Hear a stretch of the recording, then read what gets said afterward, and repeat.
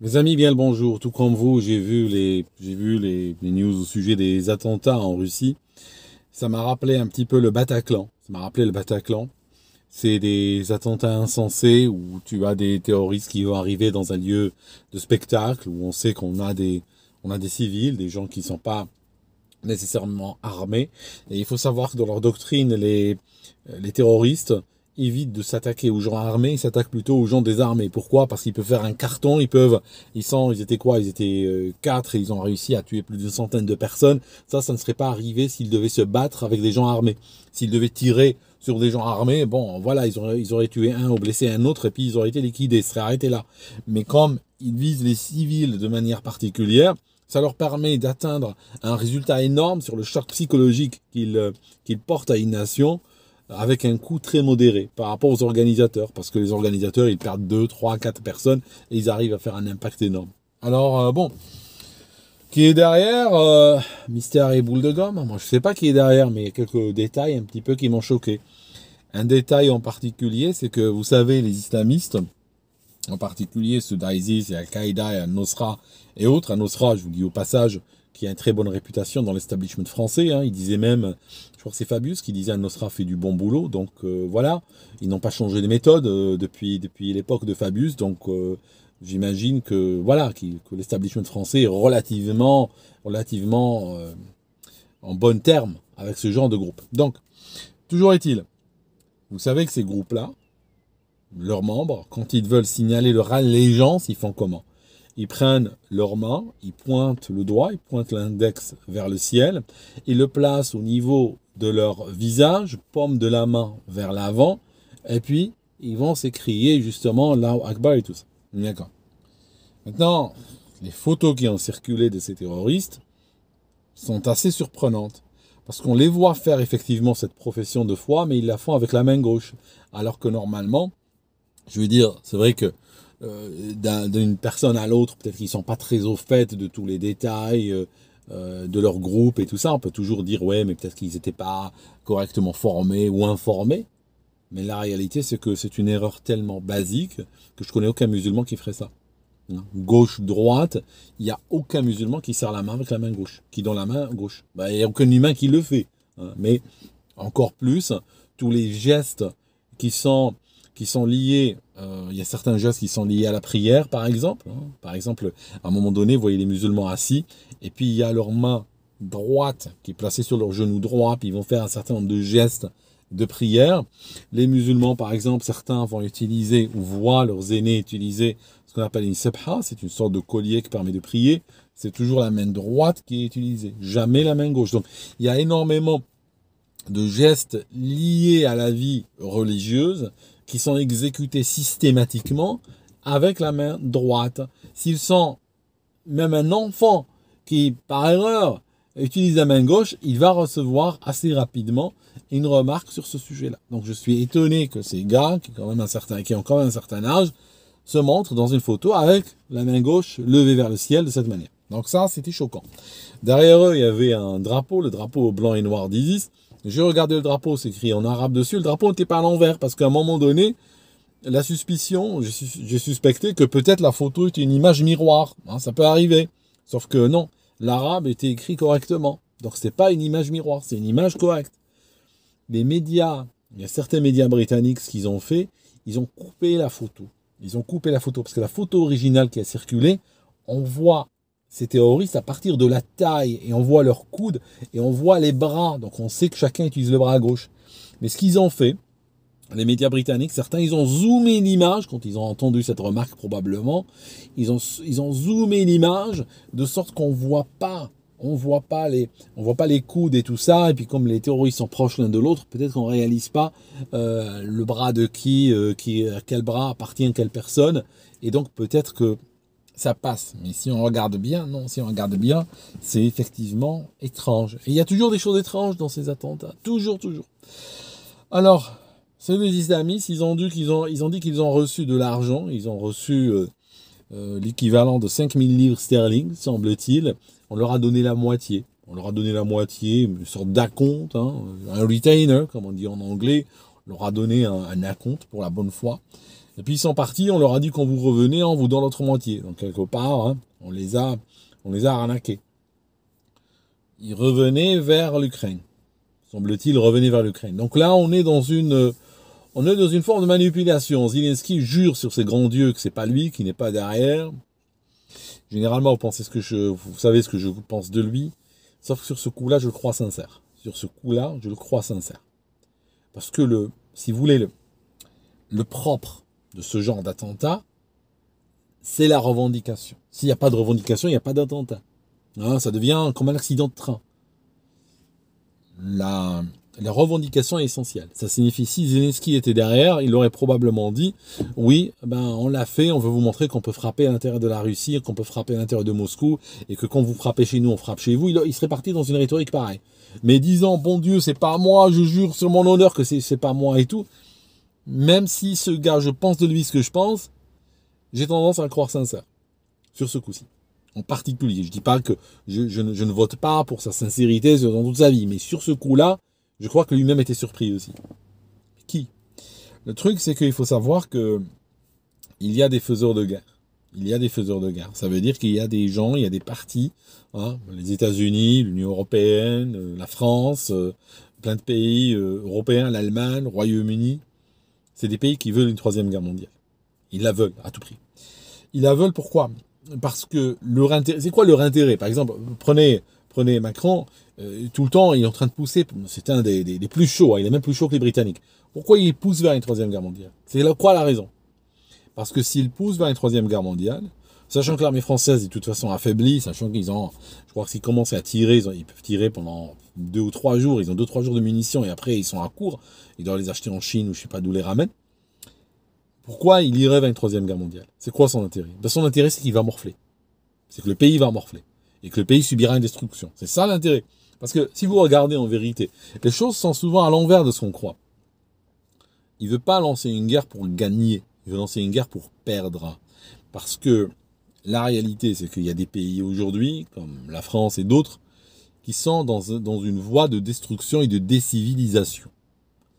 On détruit la famille, on détruit l'économie, on détruit la souveraineté, on détruit la jeunesse, on détruit l'école, on détruit la culture, on détruit le cinéma, on détruit l'art. Il y a quelque chose que j'ai oublié, la nature. Ouais. Je veux dire, il y a quelque chose que j'ai oublié. Est-ce qu'il y a quelque chose que j'ai oublié dans ma liste? Vous me dites dans les commentaires. Donc, il y a une destruction programmée. C'est pas une destruction accidentelle. Une destruction accidentelle, c'est oui, on s'est trompé, on a mal géré tel secteur de l'économie, par exemple l'agriculteur, qui n'était pas dans ma liste, mais voilà, on a mal géré tel truc, et ça a foiré. Et maintenant, on fait demi-tour. Même Mao, quand il a causé la famine en Chine, il a tenté de faire demi-tour par la suite. Et il a compris. Alors que les Européens sont en train de détruire à la hache systématiquement chaque pan de leur pays. C'est quoi l'intérêt d'une guerre là-dedans? Ça accélérera les choses. Ça accélérera le projet. Ça ira plus vite. Je veux dire, au lieu de se casser la tête à mettre, je sais pas moi, encore 50 ans à détruire ce qui reste debout.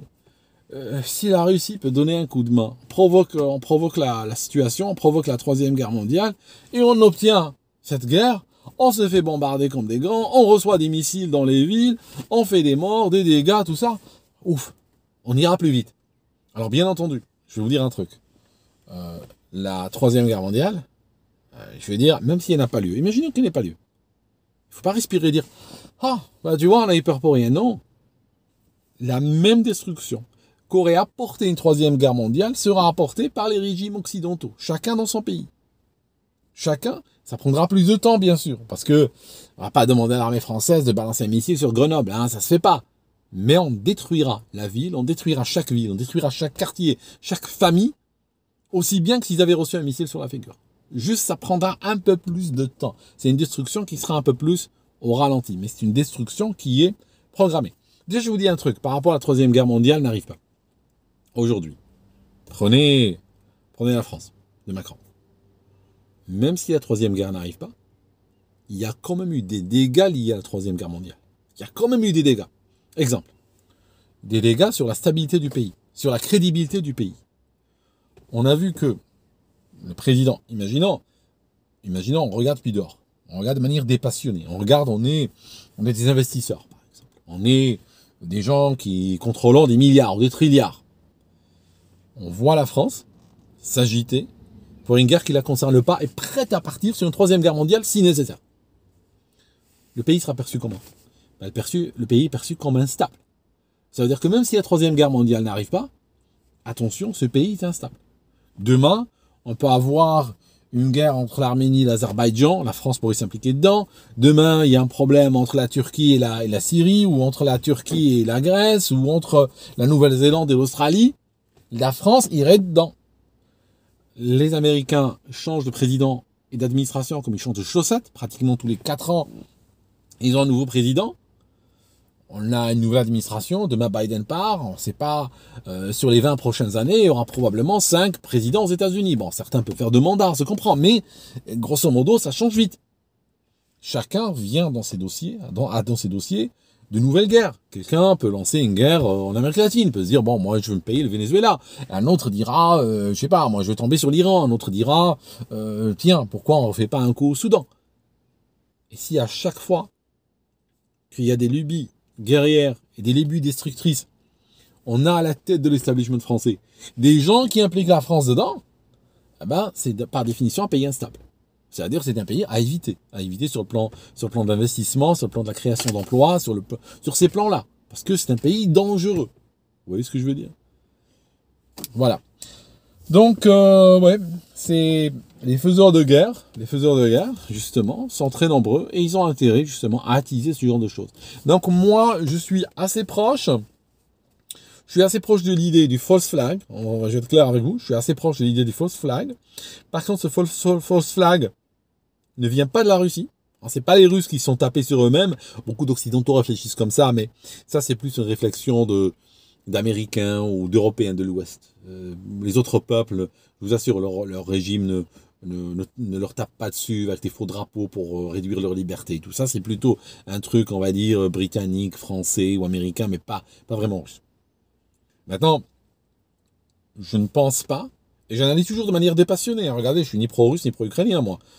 Entre nous, vous savez, si je vous dis que ici, moi je suis au Royaume-Uni, il y a des gens qui confondent entre le Maroc et l'Algérie. Okay, alors si je leur dis, vous savez, en Maroc et l'Algérie, on a des problèmes, je veux dire, ça leur passe très très loin au-dessus de la tête.